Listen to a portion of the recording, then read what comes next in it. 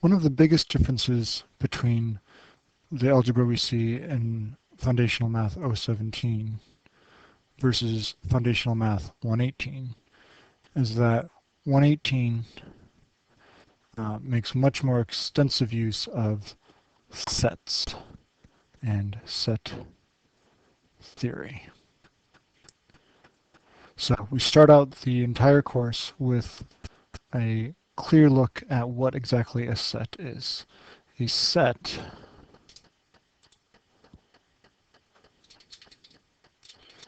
is a collection of objects.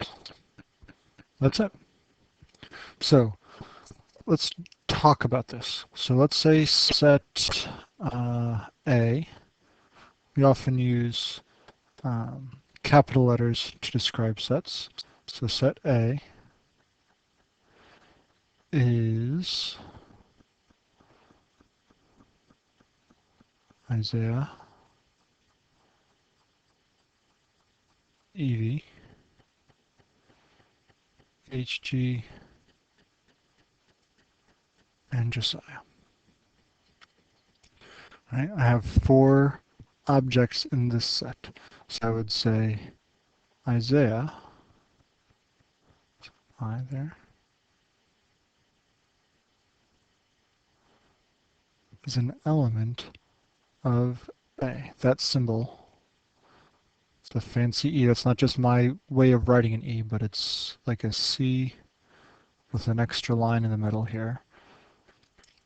That symbol means is an element of. Right? The objects in a set are called elements of that set. So here's one element of my set, here's a second, here's a third, here's a fourth. Right? Now, just listing what's in that set, if you have enough contextual information, enough background information, you can probably tell why these objects are here and other objects like Elise or Jim or Khalil are not in there. Why objects like 2 or Apple are not in there. Right? There's a sense of just reading these names, you can tell, okay, we're talking about probably people, not apples or numbers.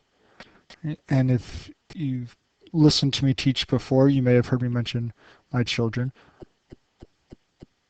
Another way of describing sets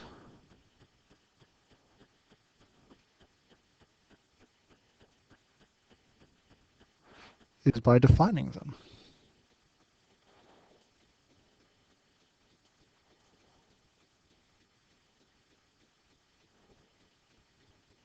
Right? We're talking about all the things that fulfill this description. So all x, and this line here we read as such that x is blah, blah, blah. So we're talking about children of me. Right? Those are, at least for now, all of the children I have, and so that's the set. Now, we could describe this in other ways. Instead of um, x, I could have used some other number or a letter here. Doesn't have to be x. Sometimes we use n, sometimes we use c for child. We would use a lowercase c there. But I could also describe this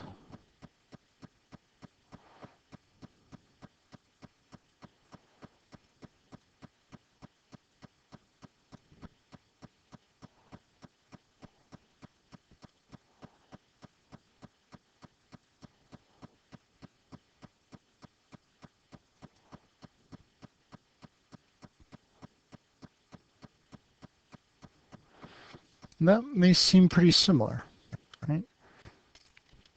The names of my children are Isaiah, Evie, Hannah Grace, and Josiah.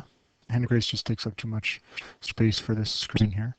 But there's a fundamental difference between these, right? And that gets into what's going to be really important as we use more sets dealing with numbers. And that's what is the larger set that we're drawn out of? What's kind of the universe we're dealing with here? Right? So here I'm going to say x is starting with its place here. Or this x is starting with its place here. Or I can define H as a set of all humans.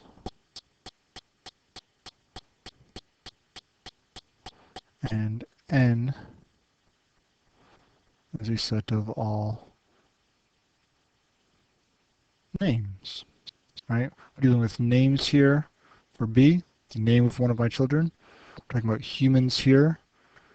These are the actual people that are my children, right? So that same list,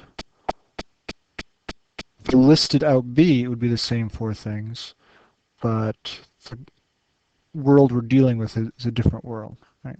So I have to be careful about that. One of the things when we're dealing with algebraic operations is to know what world we're dealing with. What kind of thing is X? Is it a function? Is it a number? Is it a certain kind of number? And that's going to direct what we are what we can do with those inputs and how our operations work in each of those contexts. Now that gets very complicated as you get more into abstract algebra. For now, we're going to limit ourselves to the possible situations, possible universes we're investigating. We're going to limit that pretty well for now.